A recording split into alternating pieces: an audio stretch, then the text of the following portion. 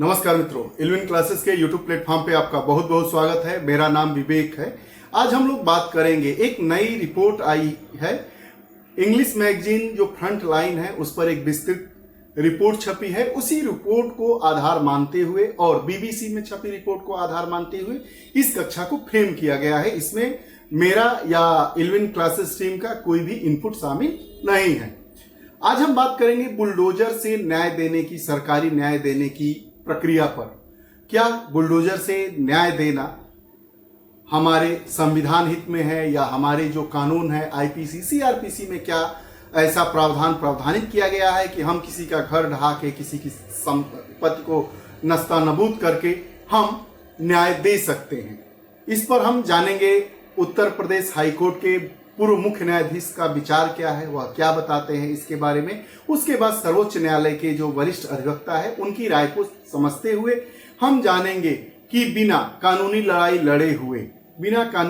लड़े हुए सरकार के द्वारा बुलडोजर से अपराधी तो नहीं कह सकते, जिस पर आरोप सिद्ध हुआ है, अभी अपराधी नहीं हुआ है, उस पर मुकदमा चल रहा है, अपराधी सिद्ध हो भी सकता है, नहीं भी हो सकता है, दोनों पक्ष हो सकते हैं, उसका घर ढहा दिया जाता है और एक तरीके से सरकार न्याय दे देती है। यह प्रचलन में आ गया है। उत्तर प्रदेश ही नहीं, मध्य प्रदेश, गुजरात, दिल्ली, हम ऐसे दिन प्रतिदिन के न्यूज़पेपरों में इसको हम देख सकते हैं। तो आज का यह हमारा जो पूरा परिप्रेक्ष्य होगा वीडियो का, वह इसी को केंद्र में रखकर होगा कि बुलडोजर से सरकारी न्याय देना उचित है या अनुचित है। इस पर हमारे जो कानूनविद क्या कहते हैं, हमारे पूर्व न्यायाधीश क्या कहते हैं, हम उनको जानेंगे। और कहां और यह विगत 5 वर्षों से पूरे देश में, पिछले 5 वर्षों से पूरे देश में बुलडोजर से सरकारी न्याय देने के लिए कितने लोगों को बेघर होना पड़ा और कितने व्यवसायिक प्रतिष्ठानों को ढहाना पड़ा, घरों को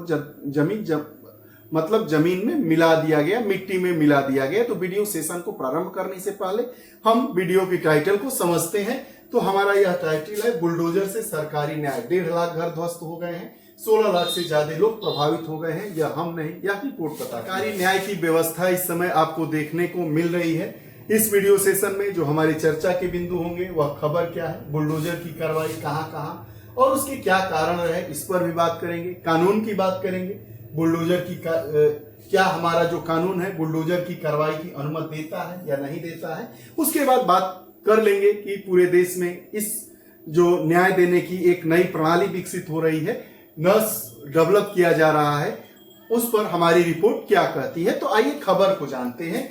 खबर है, housing and land writers network ने 2017 से 2023 तक के आंकड़ों को जारी किया है। HLRN जिसका फुल फॉर्म होता है housing and land writers network, 2017 से 2023 तक के आंकड़ों को जारी किया गया है कि बुलडोजर से देश में कितने लोगों के घर ढहाए गए, घरों को मिट्टी में मिला दिया गया, उसके क्या कारण रहे, यह कहां हुआ।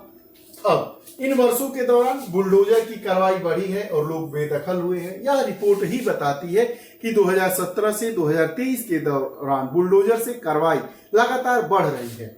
यह रिपोर्ट अंग्रेजी में की मैगजीन जो है फ्रंट लाइन में अनुज बहल ने बुलडोजर से घर और दुकान गिराने की कार्रवाई पर एक विस्तृत रिपोर्ट तैयार किए थे। उसी को आधार मानकर यह पूरे वीडियो सेशन को फ्रेम किया गया है। इसमें ललन टॉप और बीबीसी के भी इनपुट को शामिल किया गया है। कहां और क्यों। विगत 2 वर्षों में जो विस्थापन मतलब अपने घर से हटने की प्रक्रिया को विस्थापन कहते हैं। अपने स्थान से हम विस्थापित हो गए, उसको विस्थापन कहते हैं। तो पिछले 2 वर्षों में विस्थापन का क्या कारण है। जो 59% बेदखली हुई है, लगभग 60% के आसपास, वह झुग्गियों को हटाने, लैंड क्लियरेंस, अतिक्रमण हटाने या शहरों के सुंदरीकरण के नाम से हुआ है।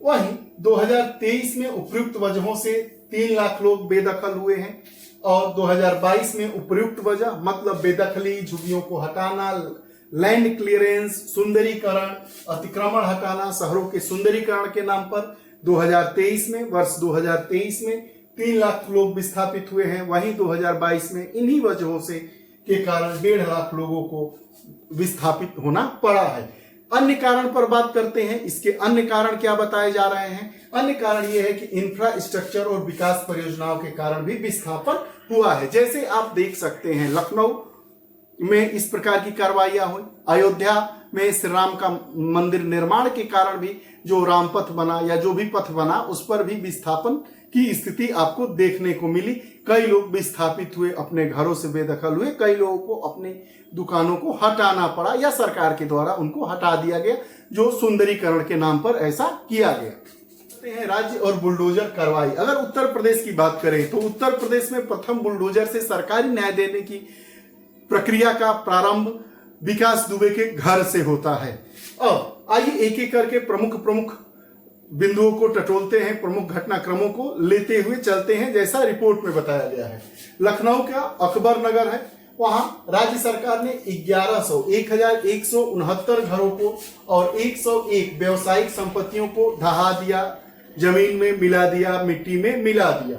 कारण सरकार के द्वारा क्या बताया गया था कि जो अकबर नगर है वहां पर यह कहा गया कि ये सभी अतिक्रमण के दायरे में आते हैं। सरकार कुकरेल रिवर फ्रंट डेवलपमेंट करने की योजना बना रही है आगे, लेकिन वहां पर जिनका घर ढहाया गया या वहां के जो लोग हैं उन्होंने बताया कि जब से लखनऊ विकास प्राधिकरण की स्थापना नहीं हुई थी, लखनऊ विकास प्राधिकरण उस समय अस्तित्व में भी नहीं था, तब से ये लोग यहाँ निवास कर रहे थे और रह रहे थे। और उसके बाद ये बताया कि लोग दशकों से रह रहे हैं जब लखनऊ विकास प्राधिकरण भी अस्तित्व में नहीं आया था।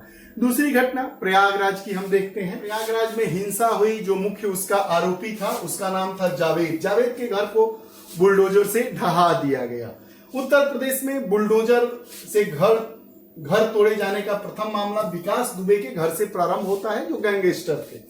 मध्य प्रदेश में बात करते हैं तो मध्य प्रदेश के खरगोन जनपद में भी हिंसा के बाद प्रशासन ने बुलडोजर से तमाम लोगों के घर व दुकानें तोड़ी। उसके बाद गुजरात में भी बुलडोजर से घर दुकान गिराने की घटनाएं नजर आती है। दिल्ली के जहांगीरपुरी इलाके में सांप्रदायिक हिंसा के बाद बुलडोजर चलाने की कार्रवाई को अंजाम दिया गया, लेकिन बाद में सुप्रीम कोर्ट के द्वारा उस पर रोक लगा दी गई। बात करते हैं कि क्या भारत जैसे हम भारत के लोग, भारत को एक संपूर्ण प्रभुत्व संपन्न जो हमारी प्रस्तावना है और हम भारत के लोग से ही हमारा संविधान प्रारंभ होता है, तो हम जानते हैं कि क्या भारत में कानून ऐसा कदम उठाने की अनुमति देता है कि कानून की प्रक्रिया अभी लंबित ही है और सरकार न्याय देने के नाम पर बुलडोजर से कार्रवाई करके उस व्यक्ति के जो अभी अपराधों की विभिन्न धाराओं में नामजद है, उस पर अपराध सिद्ध होने के लिए, अपराधी घोषित होने के लिए अभी न्यायालय में मुकदमा लंबित ही है, लेकिन उसके पूर्व यह कार्रवाई कर दी जाती है। क्या यह कार्रवाई भारत जैसे लोकतांत्रिक देश में विधि सम्मत है या नहीं? इस पर हमारे वरिष्ठ अधिवक्ता सुप्रीम कोर्ट के संजय हेगड़े बताते हैं कि ऐसी कार्रवाई को संजय हेगड़े साहब गैर कानूनी और बदले की कार्रवाई बताते हैं, और साथ ही कहते हैं कि क्या कानून किसी व्यक्ति पर अपराध सिद्ध होने पर भी आईपीसी में ऐसा प्रावधान नहीं है।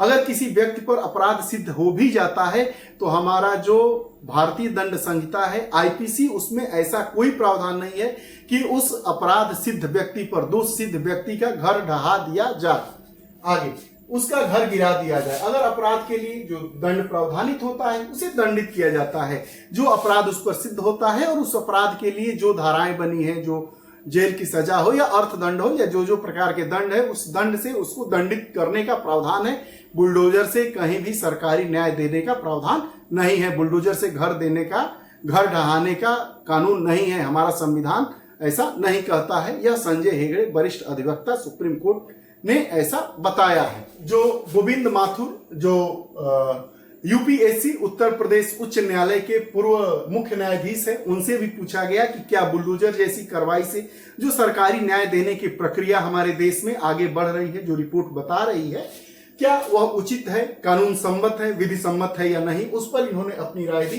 कि जो बुलडोजर जैसी कार्रवाई संविधान सम्मत नहीं है, मतलब हमारे संविधान के अकॉर्डिंग ऐसी कार्रवाई नहीं होनी चाहिए। अपराधों को रोकने के लिए प्रशासन का चुस्त होना जरूरी है, इसके लिए कानून को नहीं तोड़ा जा सकता। ऐसा नहीं है कि अपराधों को रोकने के लिए प्रशासन चुस्त हो जाए और लोगों के घरों को तोड़ दे। लोगों से यहाँ पर तात्पर्य ऐसे लोग जिनको लगता है कि यह अपराध में संलिप्त है लेकिन वह अपराधी नहीं हुए हैं, उन पर न्यायालय के द्वारा अभी कोई दोष सिद्ध नहीं किया गया, उनको दोष सिद्ध नहीं माना गया है। कानून में अभी प्रक्रिया उनके खिलाफ लंबित है और चल रही है। नहीं तोड़ा जा सकता। ऐसा नहीं हो सकता है कि अपराध को रोकने के लिए सीआरपीसी, कोर्ट और कानून राज को अनदेखा कहा जाए, अनदेखा कर दिया जाए। अर्थात बुलडोजर से सरकारी न्याय देने की प्रक्रिया गैर विधि सम्मत है, गैर कानूनी है। ऐसा हम नहीं, गोविंद माथुर, पूर्व मुख्य न्यायाधीश, उत्तर प्रदेश हाई कोर्ट उच्च न्यायालय कह रहे हैं। अब जो यह रिपोर्ट है, यह रिपोर्ट क्या बताती है? यह जो रिपोर्ट है वर्ष 2017 से 2023 तक के आंकड़ों को एक साथ समायोजित करने के बाद बनाई गई है, तैयार की गई है कि 5 वर्षों में बुलडोजर की कार्रवाई लगातार बढ़ी है और इस दौरान कम से कम 16,80,000 लोग प्रभावित हो गए हैं। इस कार्रवाई से पूरे देश में 16,80,000 लोग प्रभावित हैं, विस्थापित हो गए हैं कहीं ना कहीं किसी कारणवश।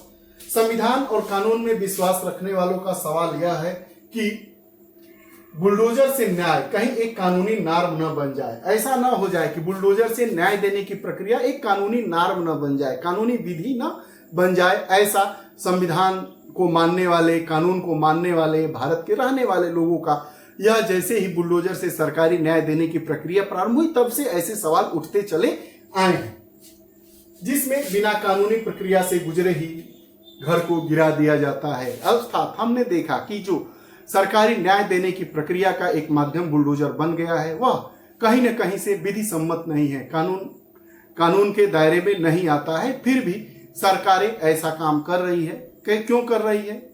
यह तो हमारे बस की बात नहीं है। अभी जो फ्रंट लाइन इंग्लिश मैगजीन है उसमें रिपोर्ट छपी थी, LRN के द्वारा भी इस आंकड़ों को व्यवस्थित किया गया था, उस पर आधारित इस कक्षा को फ्रेम किया गया है। इसमें मेरा कोई भी आउटपुट और इनपुट नहीं है। आपको यह वीडियो सेशन कैसा लगा कमेंट बॉक्स में जरूर बताइएगा कि बुलडोजर से सरकारी न्याय देने की प्रक्रिया क्या भारत जैसे लोकतांत्रिक देश में विधि सम्मत है या नहीं। अगर आप हमारे चैनल से नहीं जुड़े हैं तो कृपया चैनल से जुड़िए, बेल आइकन का बटन दबाइए ताकि जितनी भी वीडियोस आए उसका नोटिफिकेशन आप तक पहुंचे। बहुत बहुत धन्यवाद। नमस्कार।